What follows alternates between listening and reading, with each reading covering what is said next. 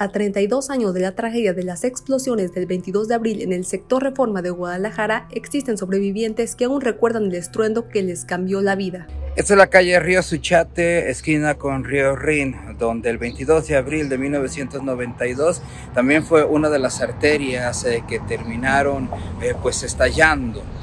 Estos cruces justamente pasaba una ruta de transporte público justo en este punto, en esta esquina.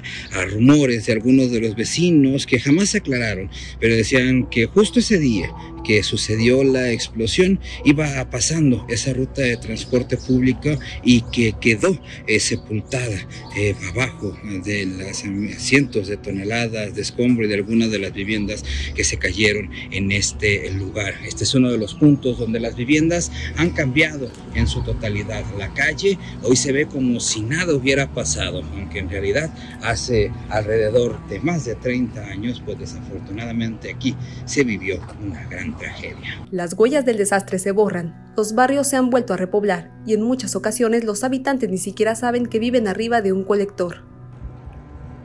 Mire, esta es Tuberosa y Río Balsas, otras de las zonas que también fueron bastante afectadas por la tragedia del 22 de abril, platicando y recogiendo testimonios con las personas, pues cada una le da las versiones de cómo le tocó vivir esa mañana del 22 de abril aquí en el sector Reforma, en la zona metropolitana de Guadalajara. Insistí mucho en que muchas de las viviendas que ustedes alcanzan a observar o negocios, estos no estaban hace 32 años, estos fueron parte de las remodelaciones, pero también no solamente son nuevos inmuebles, también son nuevos habitantes, y es que muchos de ellos quedaron abajo de estas calles. Sin embargo, los sobrevivientes aún tienen presente la incertidumbre que vivieron en ese momento y las casas cuarteadas, pues en cuestión de minutos fueron evacuados bajo la alerta de que podría ocurrir otra explosión. Aquí vivíamos, eran las 10 pasaditas de la mañana cuando sentimos el estruendo. Pensamos que era nada más aquí. Nos dimos cuenta de la magnitud del problema conforme fueron pasando los minutos.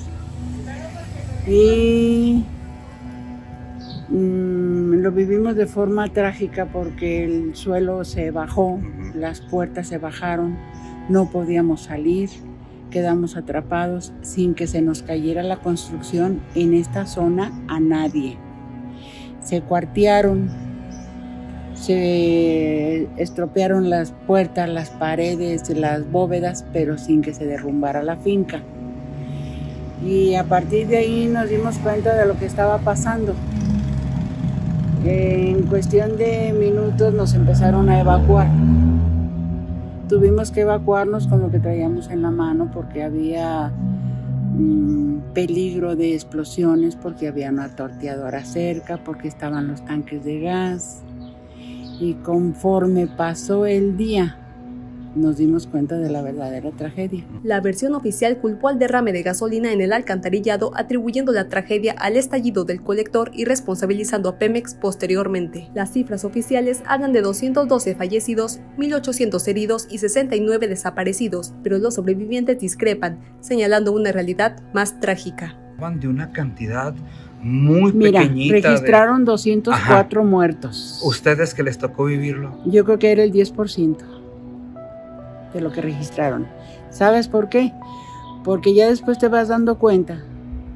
Decían que allá para las pintas, para aquel lado, donde había manera de tirar los escombros, decían que se tiraba una de escombro por una de cal, porque la gente no aguantaba la pestilencia.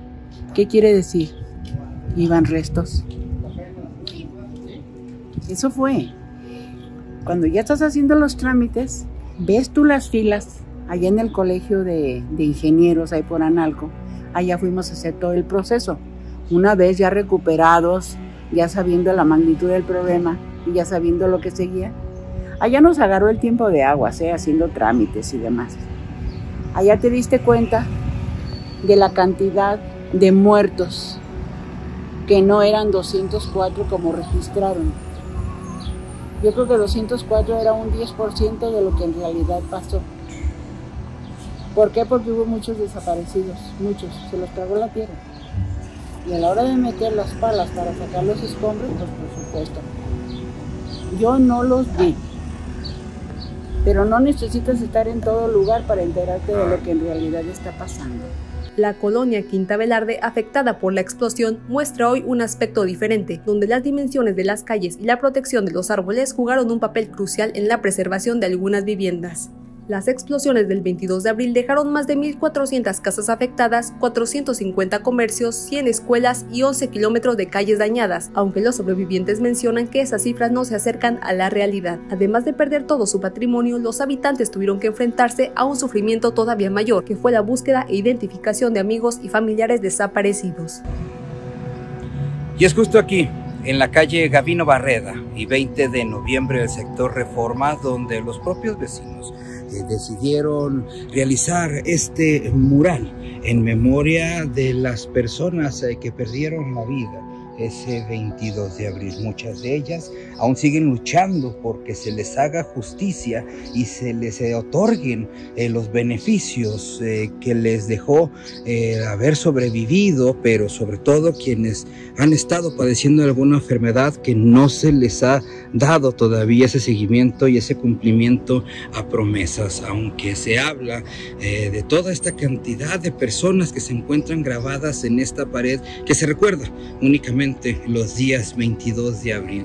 Cualquiera de otros días es simplemente un terreno baldío que se encuentra generalmente lleno de basura o en el olvido, como han estado y como quedarán para muchos de estas personas que se encuentran en esa letra porque les hace falta justicia. A la fecha, sobrevivientes expresan que este fatídico día pudo haberse evitado, pues días antes de la explosión las autoridades tuvieron conocimiento, ya que al menos en la colonia Quinta Velarde se apreciaban trabajadores interviniendo en las alcantarillas y el olor a gasolina que anunciaba una tragedia.